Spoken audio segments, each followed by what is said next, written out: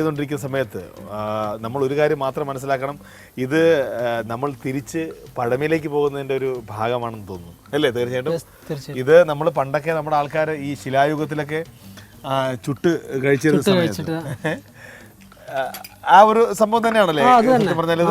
പിന്നെ അന്ന് ഇത്തരം അരപ്പുകളൊക്കെ ഒന്നും ഉണ്ടാവില്ല, പച്ചക്ക് അങ്ങോട്ട് എടുക്കുക ചുട്ട് കഴിക്കുക. ടേസ്റ്റ് പക്ഷെ വേറെ ഒന്ന് തന്നെയാണ്.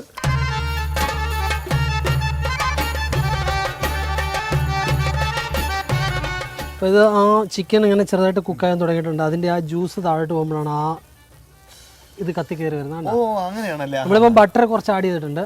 ഇത് ബട്ടർ ഇതെല്ലാം ഉരുകി താഴോട്ട് പോകുന്നു. അത് ആ കനലിൽ ചെന്നിട്ട് കത്തി ആ സ്മോക്ക് വരുമ്പോൾ ചിക്കനിൽ പിടിക്കും. Get good smell.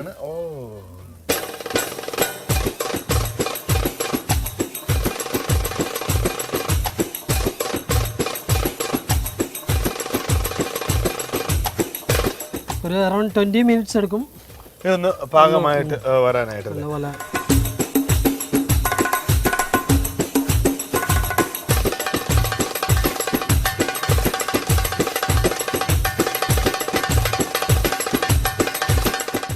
ജ്യൂസ് താഴേക്ക് വീഴുമ്പോഴാണ് വീഴുമ്പം ആ ഇത് കണ്ടില്ല, ആ കനലിലേക്ക് വീഴുമ്പോൾ അതിൻ്റെ ആ പുക സ്മോക്ക് അടിക്കുമ്പോൾ ഇതിൽ ഒന്നുകൂടെ ഇത് വരും, ആ സ്മോക്ക് വന്ന ഇതിൽ പിടിക്കും.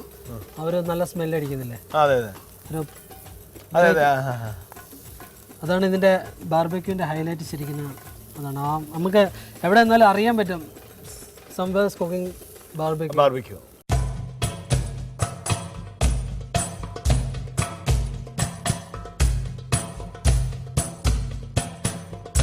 ഇത് നമുക്ക് വീട്ടിൽ ചെയ്യാൻ പാടായിരിക്കും. വീട്ടിൽ ചെയ്യാൻ പാടാണിത്.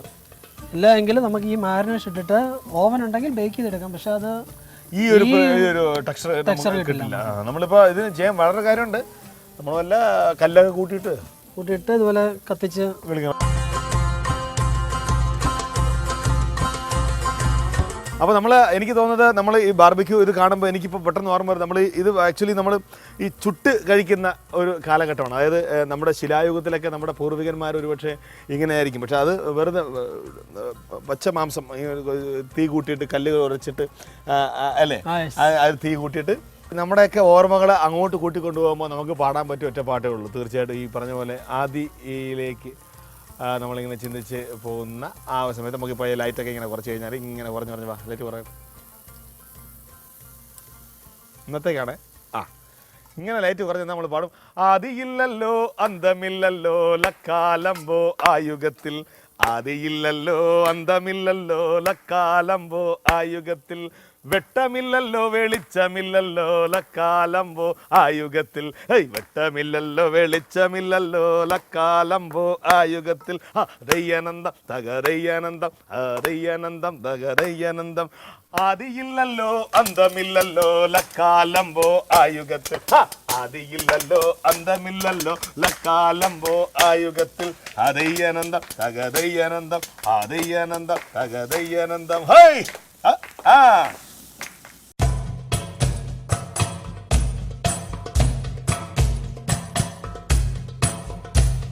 അപ്പൊ ഈ സമയത്ത് നമുക്ക് ഇതിന്റെ കൂട്ടത്തിൽ ഒരു അറബിക് സലാഡ് ഉണ്ട്, ഹോമോസ് എന്ന് പറഞ്ഞിട്ട്.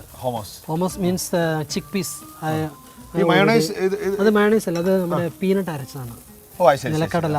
അതിന്റെ വിദേശത്ത് ഗൾഫിലൊക്കെ ആണെങ്കിൽ നമുക്ക് അതിന്റെ സോസ് മേടിക്കാൻ കിട്ടും. സോ ഇതാണ് നമ്മുടെ ചിക്ക് പീസ് പറയുന്നത്. ഇതാണ് ഹോമോസ് എന്ന് പറയുന്നത്. അറബിയിൽ ഇതിന് ഹോമോസ് എന്നാണ് പറയുന്നത്. നിലക്കടല ചെന്ന, കാബൂളി ചെന്ന, വലിയ ചെന്ന അരച്ചത്.